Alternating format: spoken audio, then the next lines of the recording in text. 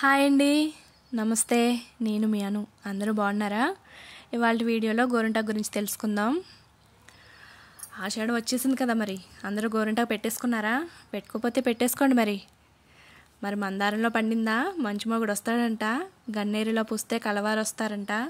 నిజమేనా? తెలియదు, కానీ గోరింటాకు ఉపయోగాలు తెలుసుకుందాం. ఇవైతే నిజం. ఆషాఢ మాసంలో వర్షాలు ఎక్కువ వస్తాయి కదా, అందువల్ల అంటు రోగాలు, వ్యాధులు కూడా వ్యాపించే అవకాశం ఎక్కువ ఉంటుంది. అందువల్ల బయట వాతావరణం చల్లగా ఉండి ఒంట్లో వేడిగా ఉండడం వల్ల శరీరం త్వరగా రోగాల బారిన పడుతుంది. అందువల్ల గోరింటాకు పెట్టుకోవడం వల్ల ఒత్తిడిని తగ్గించడంతో పాటు ఒంట్లో వేడి కూడా తగ్గుతుంది. గోరింటాకులో ఉండే యాంటీబ్యాక్టీరియల్ లక్షణాలు వ్యాధుల బారిన పడకుండా కాపాడుతుంది. గోరింటాకు పెట్టుకోవడం వల్ల గోళ్ళు పెలుసుబారకుండా ఆరోగ్యంగా ఉంటాయి. ఇదే కాకుండా పుచ్చిపోయిన గోళ్లకు ఇన్ఫెక్షన్ సోకకుండా ఉండడానికి గోరింటాకు ముద్దను పెట్టుకుంటే మంచి ఫలితం ఉంటుంది. గోరింటాకులో యాంటీబ్యాక్టీరియల్ గుణాలు ఉండడం వల్ల నీళ్ళల్లో ఎక్కువ నాని పనులు చేసే మహిళలకు కాళ్ళు పగులు వస్తుంటాయి కదా, కాళ్ళకి పెట్టుకుంటే పగులు తగ్గుతాయి. చేతులు కూడా నానడం వల్ల గోళ్ళల్లో పుళ్ళు ఎక్కువ తయారవుతాయి కదా, ఇలాంటి ఇన్ఫెక్షన్ దూరం చేయడానికి కూడా గోరింటాకు బాగా ఉపయోగపడుతుంది.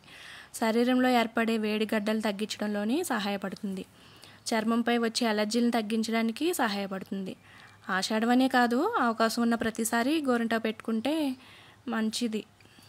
స్త్రీ అరచేతి మధ్యలో గర్భాశయానికి రక్తం చేరవేసే ప్రధాన నాడులుంటాయంట. గోరింటాకు పెట్టుకోవడం వల్ల వాటిలోని అతి ఉష్ణాన్ని లాగేస్తుంది. దీనివల్ల గర్భాశయ దోషాలు తొలగిపోతాయి. జుట్టు రాలే సమస్యలను కూడా గోరింటాకు తగ్గిస్తుంది.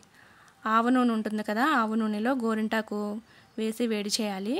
తర్వాత వడకట్టుగా వచ్చిన నూనెను ఒక సీసాలో నిల్వ చేసుకుని ఆ నూనెను రోజు తలకు రాసుకోవడం వల్ల జుట్టు పెరుగుతుంది. నెలకొకసారైనా గోరింటాకుతో తలకు ప్యాక్ వేసుకోవడం వల్ల జుట్టు బలంగా తయారవుతుందన్నమాట. ఇలా చెప్పుకుంటూ పోతే ఇంకా చాలా ప్రయోజనాలు ఉన్నాయి. నేను ఇక్కడ గోరింటాకు కొంచెం కొంచెం నీళ్ళు వేసుకుంటూ రుబ్బుకుంటున్నాను కదా, ఒకేసారి నీళ్ళు ఎక్కువ పోసేసుకోకండి, కొంచెం కొంచెం వేసుకుని రుబ్బుకోండి. నేను ఇక్కడ అరచెక్క నిమ్మరసం పిండుకున్నాను. అరచెక్క నిమ్మరసం లేకపోతే మీ దగ్గర చింతపండు ఉంటుంది కదా, కొంచెం చింతపండు వేసి రుబ్బుకోండి. ఏదో ఒకటి వేసుకోండి సరిపోతుంది. లేకపోతే చింతపండు అని చూపించాను. నేనైతే నిమ్మ చెక్క ఒకటే వేసుకున్నాను. బాగానే పండింది. ఎలా పండింది?